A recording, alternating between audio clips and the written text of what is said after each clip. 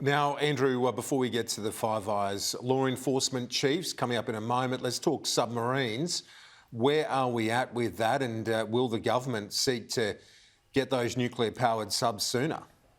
Well, I just wanted to mention this revelation in The Australian today from opposition leader and former Defence Minister Peter Dutton that his government was working on a plan to purchase 2 Virginia-class nuclear-powered submarines from the US by 2030.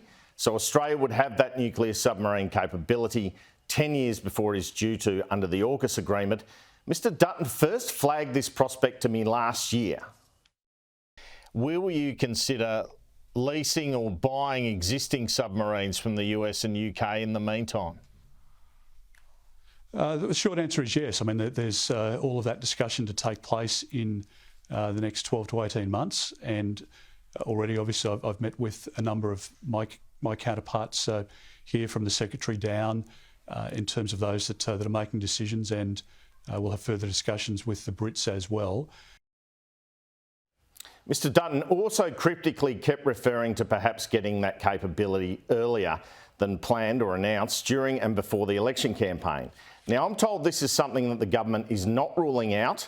However, the new Defence Minister and Deputy Prime Minister Richard Marles has lashed Dutton over these comments, or this piece today in The Australian. In a statement, he says, "This outburst today from someone so recently in the chair is damaging to Australia's national interest.